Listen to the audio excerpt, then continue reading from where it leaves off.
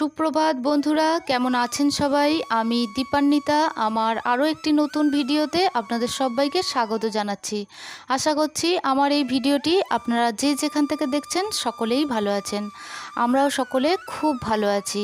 তবে অতিরিক্ত গরম পড়ায় আমার শরীরটা একটু খারাপ হয়েছে। তো এইদিকে দেখুন, সকালবেলায় আমি বসে পড়েছিলাম কলতলায়, আর আজকে যাইনি জানেন তো। আজকে আমি এই ঠাকুর ঘরেই মানে কিছুটা ওই ঠাকুরের বেদির কাছ থেকে কিছুটা দূরে গিয়েই বসে বসে বাসনগুলো মাজলাম। কারণ ড্রামের মধ্যেও জল নিয়ে নিয়েছিলাম, মানে এটা ঠাকুরেরই কাজে আমার ব্যবহার হয়। তো বসে পিতাম্বরী পাউডার নিলাম আর কিছুটা তেঁতুল নিলাম।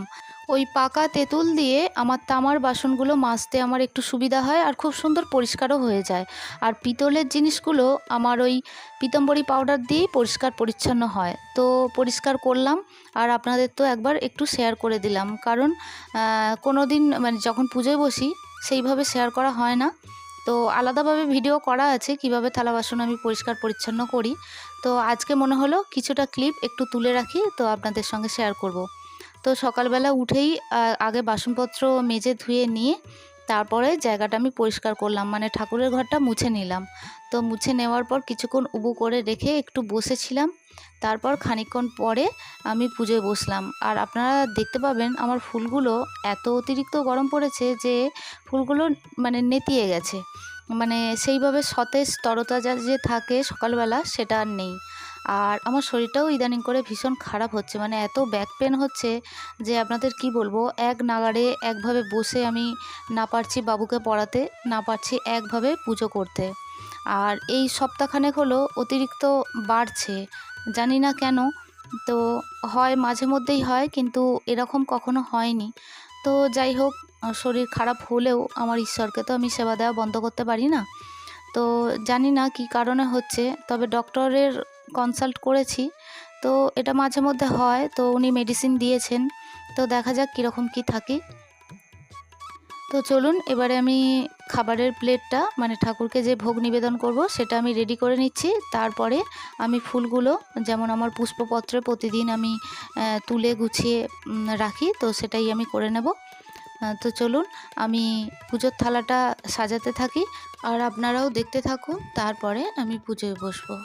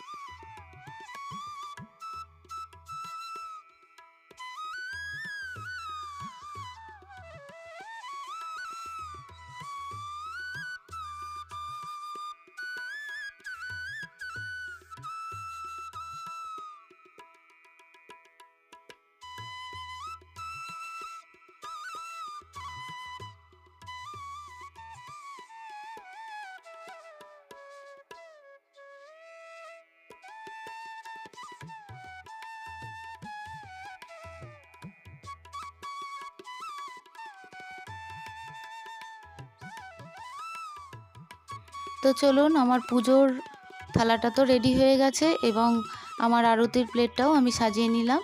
নিয়ে চলুন পুজোয় বসা যাক।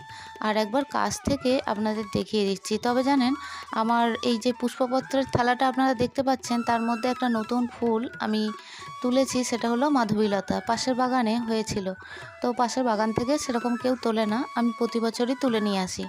তো এবছরেও দেখলাম আমার ছাদ বাগানে অল্প অল্প হয়েছে, তো খুব একটা বেশি হয়নি। আর পাশের বাগানে অঝোরঝড়ে হয়েছে, মানে এত হয়েছে যে কি বলবো। তো তাই মনে হলো যে একটু তুলে আনে। তো আমি আর যাইনি, আমার হাজব্যান্ডকে বলেছিলাম একটু তুলে আনো, তো এনে দিয়েছিল। আর আমার বেদিতে এত সুন্দর ফুল একটা পেয়ে আমি ভীষণ খুশি হলাম। কারণ আমরা ছোটোবেলায় কী করতাম, ওই যে মাধবীলতা ফুল দিয়ে মানে সুতো দিয়ে মালা করতাম না, ওই একটার পর একটা ফুলের সাথে আটকে মালা করতাম। তো সেই ছোটোবেলার কথা মনে পড়ে যায় এই মাধবীলতা ফুল দেখলে। তো যাই হোক, আজকে পেয়েছি আর আমার সকল ঠাকুরের পায়ে আমি অর্পণ করব। তো চলুন পুজোয় বসে পড়েছি। আর এদিকে আমি আমার সকল ঠাকুরকে আমি একটু তিলক পরিয়ে দিচ্ছি কেশর চন্দনের। আর চলুন আমি পুজোটা করতে থাকি আর আপনারাও দেখতে থাকুন।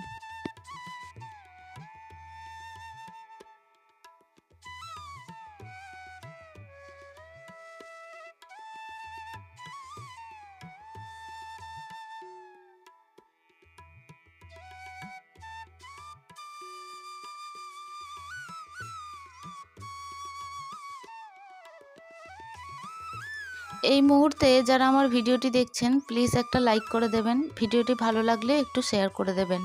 আর এই ধরনের পুজোর ভিডিও যদি আপনারা পছন্দ করেন, চাইলে আমার চ্যানেলটি সাবস্ক্রাইব করে আমার পাশে থাকতে পারেন। অলরেডি যারা আমার এই চ্যানেলটি সাবস্ক্রাইব করছেন বা করে রেখেছেন, তাদের জন্য জানাই অসংখ্য ধন্যবাদ এবং অনেক ভালোবাসা।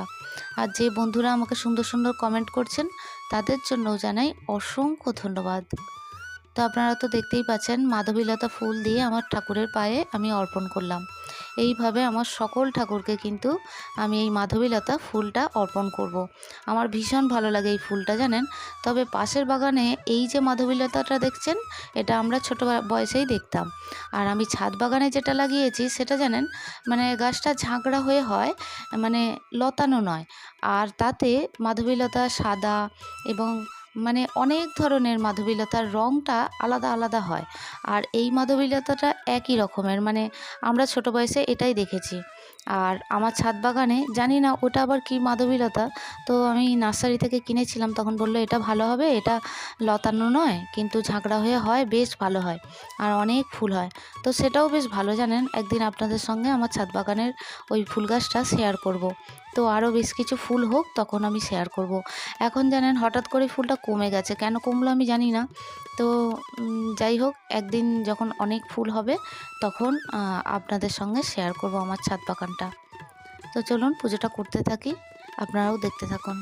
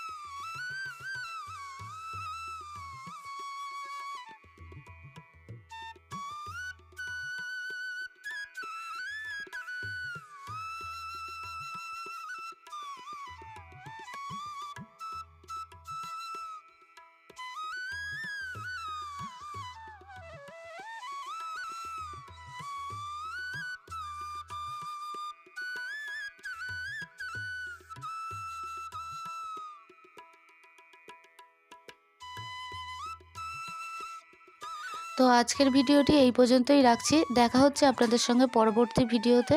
ততক্ষণের জন্য আপনারা সবাই ভালো থাকবেন, সুস্থ থাকবেন। আর ভিডিওটি কেমন লাগলো তা অবশ্যই জানাবেন। আজকের মতো আসি, টাটা।